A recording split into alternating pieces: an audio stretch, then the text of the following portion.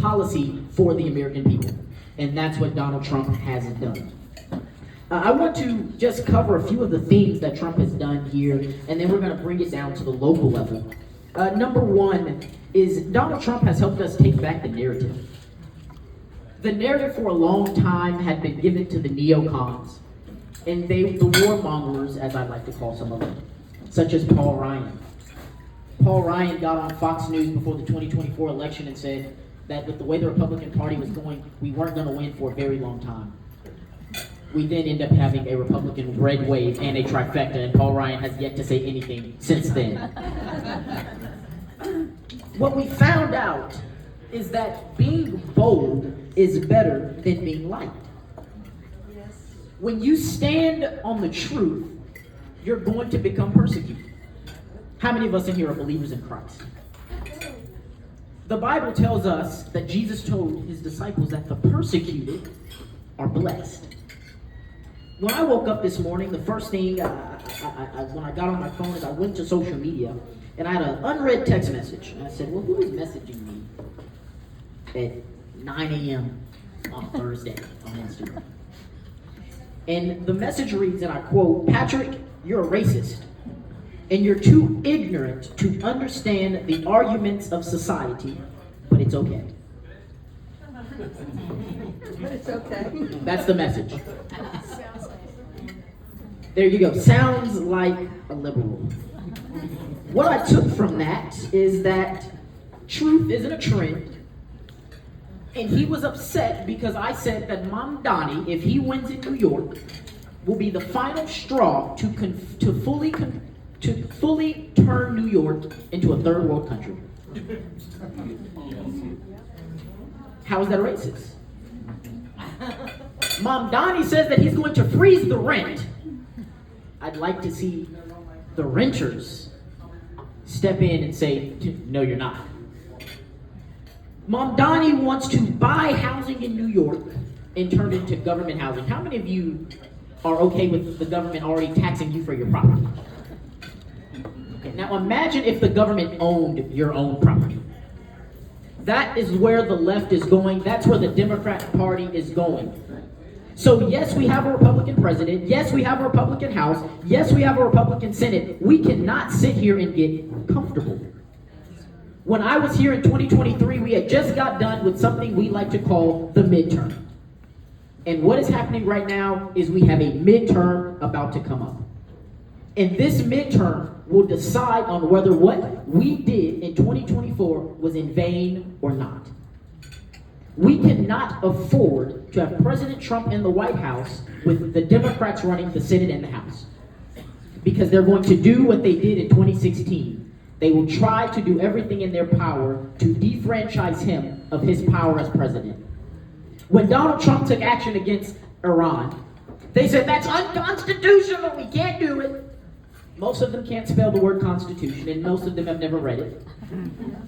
But no, the Presidential War Powers Act says the president can do that. He put no boots on the ground, and everyone was back before 30 days. He did it so fast that he couldn't even go to sleep and wake up before it was done. That's how well he did it. Donald Trump has doubled down on peace through strength, and the Democrats are mad at that because they don't believe in a strong America. They don't want America to be the world's first and only option when it comes to sovereignty in this world. Instead, they want America to be the footstool to other countries around the world and the footstool to illegal immigrants who don't even belong here. They want your tax dollars, instead of going back into your pockets, they want it to go into other countries across the seas that could care less about you and your family. The Democrat Party wants to take your tax dollars and give it to people that don't like you. The Democrat Party want to get rid of the foundation of law and order in this country, and we cannot let it happen. Ronald Reagan said that freedom is only one generation away from extinction, which is why I stand up here today as a 20-year-old conservative, raised in a house that had conservative values, but we always voted blue. Simply because the left was good at lying.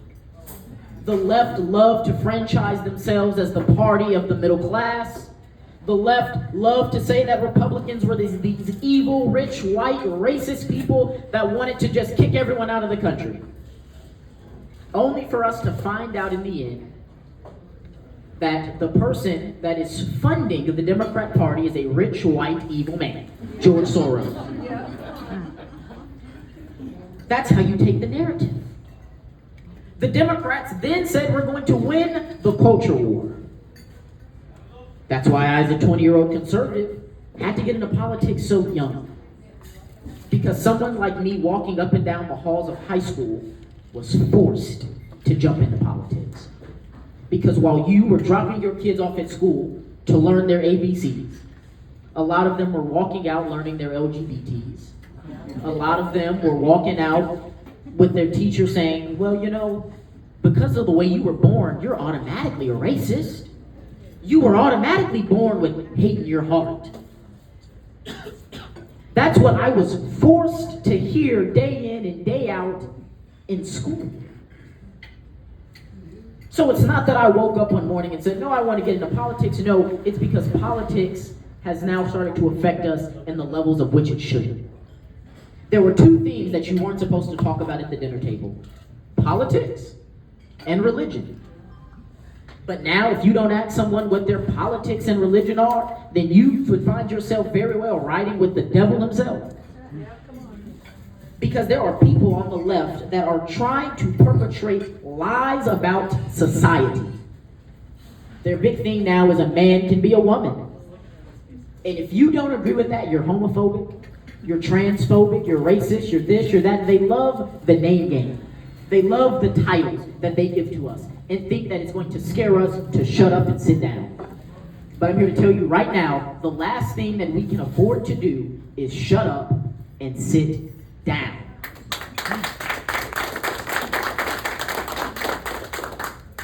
A lot of people say, well, what exactly have y'all done as Republicans? What have conservatives really done these last couple of months? We haven't even been there a year. We're already seeing great change. How about that?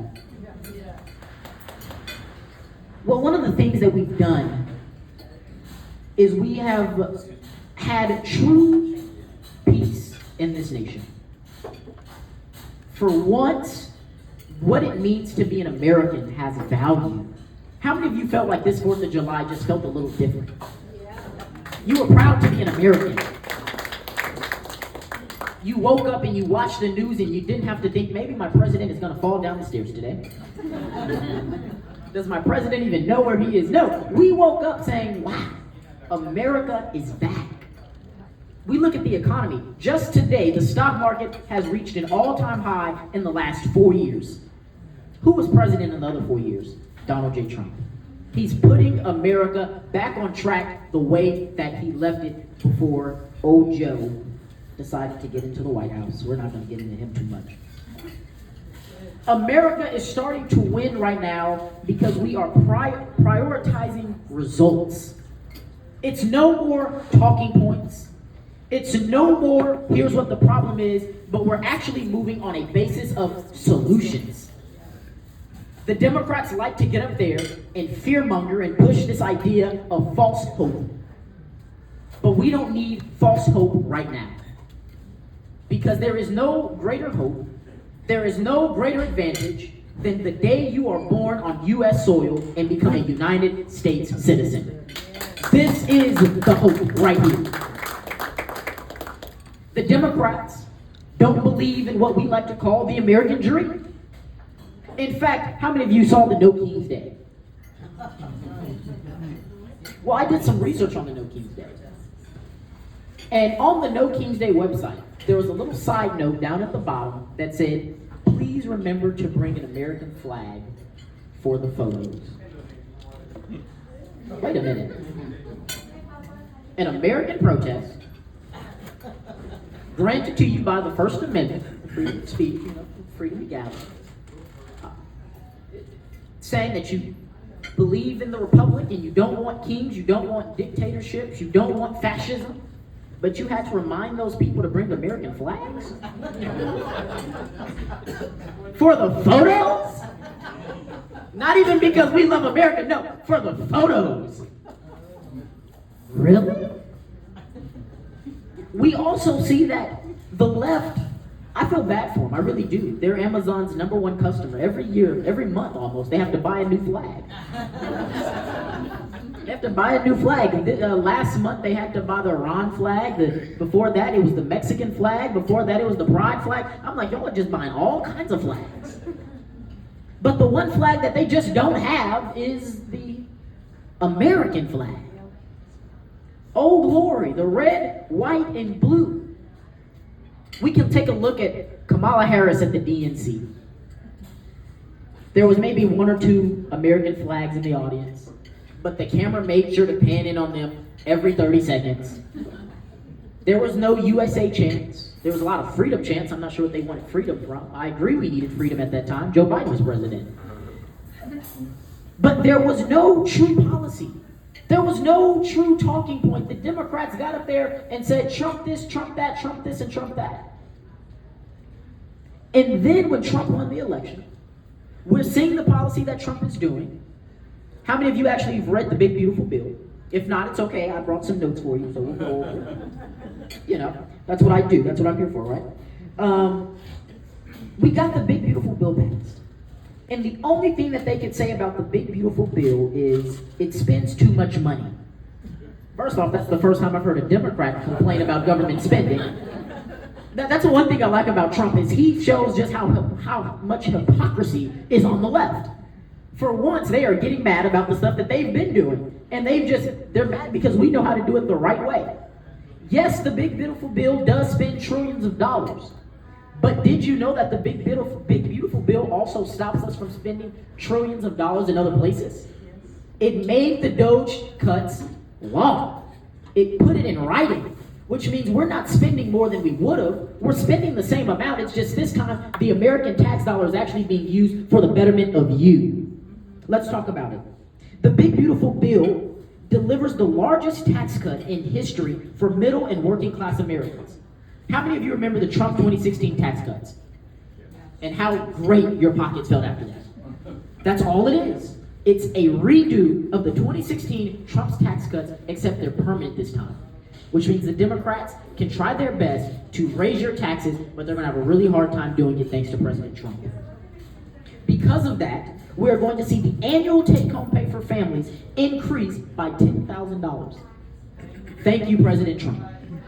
No tax on tips, no tax on overtime, no tax on Social Security, and no tax on Made in America auto loans. Elon Musk was upset about this. Why? Because Elon Musk wanted the U.S. government to have more money and not put any money in the American people's pockets. That's why they're mad. It's because the Big Beautiful Bill, instead of just solely funding the government, he is using the government to fund the American worker. He's using the government to fund you, the everyday American. It rescinded billions of dollars in the Green New Deal. The Democrats complained about spending, but then they passed the Green New Deal, which, by the way, did absolutely nothing. Most people didn't even know it passed because the environment is the exact same. We then go on and it permanently secured our border. Many people look at the border and they don't understand the full depth of it. The American border was the hub of sex trafficking. The American border, can you believe that? The American border was the hub of drug trafficking. The American border. I was talking to a guy who goes and they camp out at the American border, and criminals would come across to the American side, commit crimes at our border, rape women, steal children, murder, do all these things, leave the body there, and go back to Mexico. So when we say securing the border, it's not just about sending back illegal immigrants who don't belong here. No, it's about stopping the horrendous things that were happening at our border from the people who weren't even coming over here. They were just using us as a way to do what they want to do, have their way, and go back. People say, well, there's crime in America too. Yeah, you're right, there is crime in America. But I have a question. If your kitchen is on fire and your neighbor's kitchen is on fire, which one do you think you should give more look into? Probably your own. So when your neighbor comes knocking and says, hey, I need your help, you say, listen, I can't help you right now. I got my own problems to deal with. That's what securing the border did. We said, hey, look, yes, this is the greatest country in the world. I don't blame you. I want to be here too. But we have our own problems that we have to worry about. We have veterans that fought for the freedoms of this country, homeless, sleeping on the street, yet Democrat Governor Gavin Newsom used housing for illegal immigrants.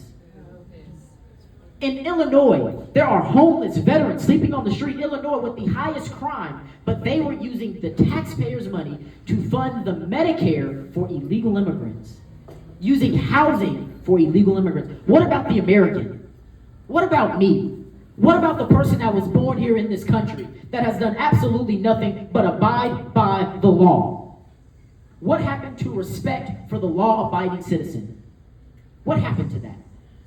What happened to the person that just wants to have an American flag in their front yard and live in peace? Someone told me the other day that if you have a Republican flag, an American flag in your front yard, then you're most likely a Republican voter. I said, what does that tell you about the Democrats? That just because I have an American flag, I side with the Republicans. Maybe I am on the right side of history. They call it a right for a reason.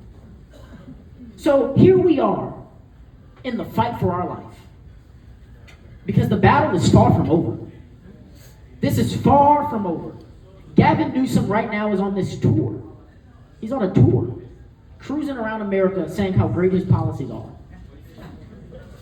I would like Gavin Newsom to take a look in the mirror. Did you know that if you are homeless in California, if you go to their website and you say, I am homeless, I don't have a job, and I don't plan on getting a job anytime soon, that they will pay for you a phone bill, $500 a month, and food stamps? You tell me, do I want to work for an honest living, or should I just go to the government and get that $500, a free phone, and everything else? Oh, and if you're on drugs, we'll give you the drugs too. It's better than finding a needle off the street, at least. That's what we're up against. We're up against people that don't want the 10 Commandments in school. And I asked, I said, what is it in the 10 Commandments that you don't want your child to know? Let's go through the 10 Commandments. You shall not commit adultery. Is that not something that we should probably teach in America? Honor your father and your mother. Is that not something we should teach in America? You shall not steal. Is that something that we shouldn't teach in America? Keep the Sabbath holy. We all go to church on Sundays. Chick-fil-A's closed for a reason. You shall not bear false witness. You shall have no other gods. You shall not kill. You shall not murder. You shall not steal. You shall not covet. You shall not make idols. You shall not give false testimony. Tell me which one of those is bad for kids to know. Tim Walz thinks that's horrible, but you also know what Tim Walz thinks is good? Tampons in men's restrooms in high school. Maryland just passed a bill that puts condom vending machines in middle schools. What does a middle schooler need a condom vending machine for? There are states right now, California, Illinois, it's always the usual suspects, Minnesota, New York. Right now, they are fighting President Trump in the women's ban, within the men's ban in women's sport and the women's ban in male sports. Why are you fighting that? So when someone says, why am I Republican? I say, it's because I have common sense. It's not because I'm radical. It's not because I'm a racist. If being on the truth means I'm radical, then call me a radical. If standing on truth means that I have to be, unfortunately, homophobic, call me homophobic. If standing on truth means that I'm your biggest enemy, then get ready. I'm about to be the biggest and worst enemy you have ever seen. Because no, we will not sit back, and I know you won't sit back because you're here today, and let the Democrat fool this country with the lies out of Satan's mouth. It's not going to happen. We're not going to let it happen. There is a reason we rejected them in 2024. There's a reason we're going to reject them in 2026. There's a reason we are rejecting them right now. In fact, the Democrats are having a civil war within their own party because even they know how stupid they sound.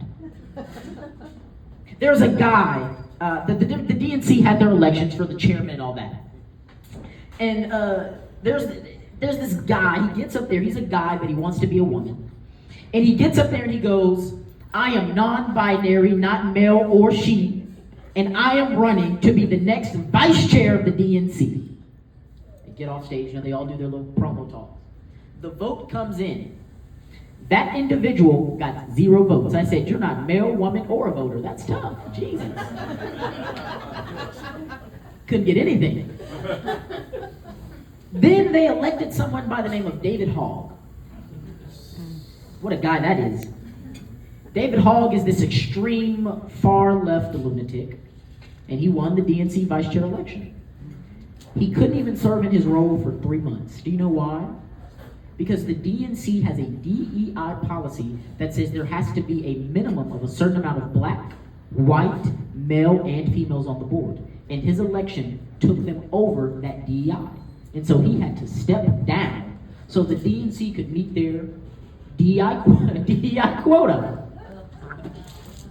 Elected by the majority of the party, and you had to step down because you didn't meet the DEI quota that you voted for. How about that? The Democrats are confused in their policy. They don't know exactly which way to go right now.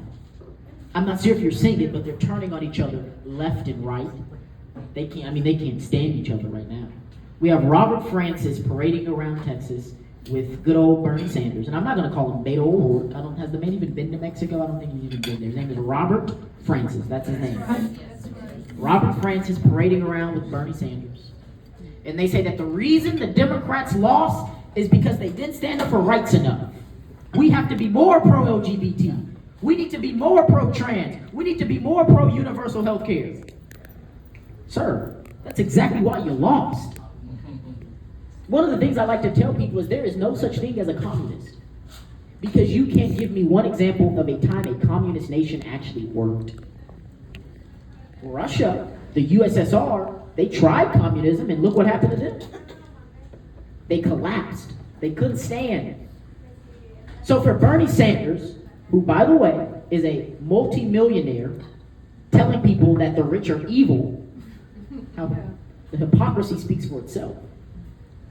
Kamala Harris had an interview and they say, well, you're this on guns, you're this on guns.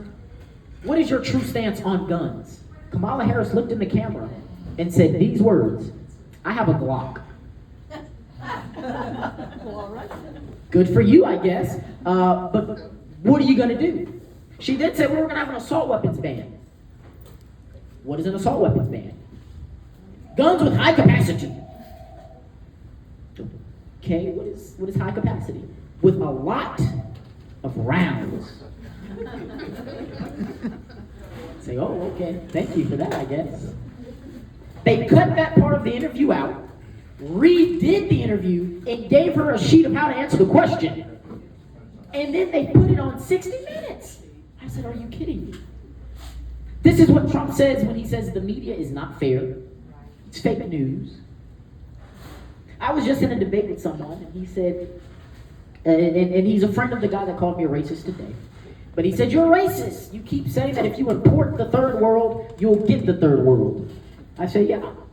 If you import the third world, you'll get the third world. When you import drug dealers and rapists and murderers and killers into your country, don't be surprised when they start drug dealing, killing, raping, and murdering your country. That's exactly what's happening right now in America.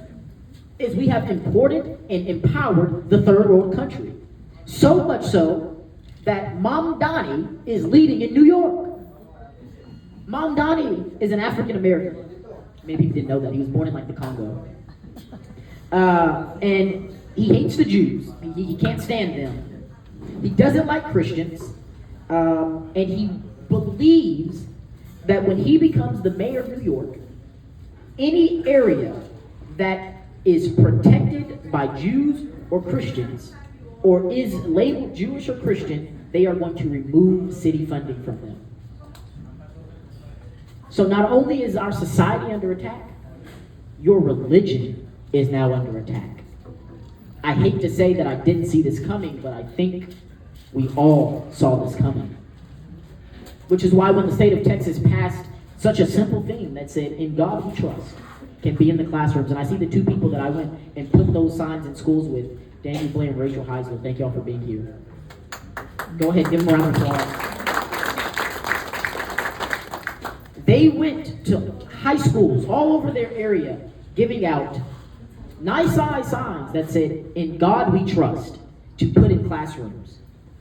Because now is the most important time that we have to start standing up and saying, "Look, you've already came from my flag, you've came from my personal beliefs, you've came from my politics, you can have it honestly. But there's one thing you will not do, and that is come from my God. That is a hill that I am willing to die on, because that man died for us." And a lot of people running around saying if Christianity became illegal, that they'd go to jail. And a lot of them, I look at them and I say, it's not true. Because when you're actually confronted by it, you don't really stand on those core values and principles. The one thing that I truly hate is when a Christian finds himself on the left using the verse, "Thou shalt love thy neighbor," to excuse the radical demonic policies of the Democrat Party. And only to give them more power is the atheist on the left that has never read the Bible a day in their life, that knows maybe 2 or 3 Bible verses, also trying to sit there and tell me what my Bible says. Love the stranger in your land. Yes, that is what the Bible says. But does the Bible tell me to love the stranger in my land when he comes in raping and killing the individuals of the land? No. They say, well, you shouldn't have a gun. Jesus didn't have a gun. Well, they didn't have guns back then. That's number one. And before Jesus ascended, he looked at his disciples and says, if you don't have a sword, sell your cloak for a sword. He told his disciples that I would rather you be naked with a sword to defend yourself than to sit up here and be comfortable in your own persecution. Am I wrong? That's biblical right there. So the next time someone comes up to you and says, you can't be a Christian and a Republican, I truly tell them, go read your Bible. If Jesus was here today, do you think he would be on your side? Do you think that he would support the killing of the most innocent of life? Do you believe that he would be okay with you throwing veterans out of their homes to give room to people who are lawless? I serve a God who believes in law and order. He told us to respect authority because all authority is put in place by the Father in heaven. So no, my God does not agree with you when you go down burning businesses because you didn't get your way. No, my God does not side with you because you want to live a lie. No, my God does not side with you because you want me to excuse your mental illness as truth. No, my God does not side with you, and neither will I. I will not sit back and be quiet while they parade up and down the street. In 2016, Trump awoke in what we like to call the silent majority. And ever since then, we hadn't been too silent after that. But right now, I'm a little fearful of what this midterm will look like. Because Republicans are starting to lose their minds. This is the part of the speech that some people aren't going to like. Let's talk about rhinos. Don't we love them? Aren't they just the greatest? So not only do we have the Democrats running around trying to block our policy and stop what we're doing, but there are individuals who claim to have the same ideas and beliefs and values of you, but at the same time are also voting against everything that you stand for. You don't believe me? Let's take a look at what just happened in the Texas House with the speaker that we got. How many Democrats voted for the Republican speaker? And how many Republicans aligned with them and voted for him? It speaks a lot about your character and how true you want to stay to your values when you abandon the people that voted for you to go side with the other side simply because the speaker we want won't let you have your way. The speaker we want believes in transparency. The speaker we want believes in accountability. The speaker we want doesn't believe in taxpayer-funded lobbying. So you want to go have your way. That's just in the state of Texas. Now let's go look at what happened on the federal level. In the U.S. House of Representatives, we had to have at least 5 different votes to get Trump's big, beautiful bill passed. Because House Republicans were voting with the Democrats. One of them was Thomas Massie. And I liked Thomas Massie before this, I really did. He was one of the few that actually would read the bill, and he would give you a precise definition of why he was voting the way he did. But when they asked him why he didn't vote for the big, beautiful bill, all he said was, "I'm more MAGA than any of you. It spends too much money." And he went and he sided with Elon Musk. What were they truly mad about? They were mad because the bill gave American people money. The bill didn't go back so Thomas Massie could line his own pockets. Elon Musk was mad because Trump took out the electric vehicle mandate, which would have allowed Elon Musk to line his pockets with billions of dollars. The rhinos are mad because finally we have people in power that are willing to put America first. America first means Americans first. It doesn't mean Ukraine first. That's right. It doesn't mean Israel first. It doesn't mean Pelosi first. It doesn't mean Hakeem Jeffries first. And don't get me started on him and his long spill of a speech. It doesn't mean that. No, it means America first. It means waving the American flag in the street, not the flag of a country that you don't even want to go to. America first means taking care of your neighbors and making sure that they're okay. You do that by preventing invasions of your policy, invasions of your country, invasions of your society, and invasion of your culture. Because that's what this is all boiling down to. The culture. How do we save the culture? It starts in the home. How many of you have family members that definitely know your political ideology? Yeah, I mean, it's loud and proud. I mean, there's no guess. When you walk in, they go, "Oh, here they go." There's been times where I walk into the house and they're like, "Please, Patrick, no politics today, please. Please, spare us." But that's how you change the culture. Is you say, "Hey, look, I am a living and walking example of what this kind of hard-working lifestyle can do for you." That's how you win the culture. How many of you have kids, grandkids, things like that? I don't have any kids, put my hand down. But how many of you are instilling the values that raised you into them? And you send them off to school and they come back with these stories of what they're seeing at school. And you're going, "What? There are people allowing this to happen?" Let me tell you why. It's because parents have forgotten how to be parents. A lot of parents want to walk around like they're their child's best friend. It doesn't work like that anymore in this country. There has to be a fine line into what is respect. I'm in a fraternity, and I was at a fraternity meeting in Indiana. And the guy, he was talking about what was happening at Harvard and California and all that. And he said the first thing that he thought of is when he was seeing the rioters and the protests outside is, where are the parents? How many of you know if you were the one out there rioting and looting, your parent would have been the first one to grab you and say, "Get inside right now. We are not doing that." That's the problem. Is now when you go look, the parents are right there with the children. Breaking the law together. Recording it and posting it on the TikTok so they can get a view or two. But that's what we've come down to, is respect of the nation has been lost. And we have forgotten what it means to respect the red, white, and blue. We have forgotten what it means to respect the law. We have forgotten what it means to respect law enforcement in this country. There's a reason we are seeing police officer and teacher shortages across this nation. It's because people don't want to sacrifice, which is what it is. It's a sacrifice now. No, never in a million years did a person think that when they became a teacher, that they would have to go to school and fear for their lives against their own student. But now there are students that when they don't get their way, they are willing to put their hands on the teacher and whoever else. Because there's no law and order in the home. Police officers are scared to make traffic stops because they just don't know what's waiting for them when they get to that window of the car. Because of false narratives by the left, such as ACAB. All cops are bad.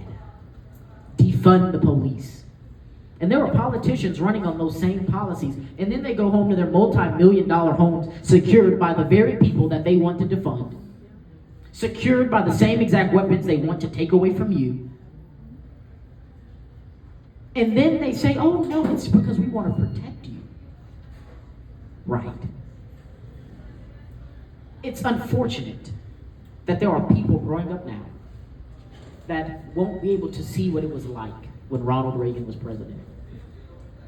They won't be able to know what it was like when Bush was president, when Nixon was president. They won't know what it was like when there was a time where politics was respectful. Where you weren't called a Nazi just because you didn't believe in a lie. They won't know what it's like to grow up in a time where you won't be threatened or your life threatened simply because you don't agree. The person that's in the White House right now had to take a bullet for us simply because he didn't agree.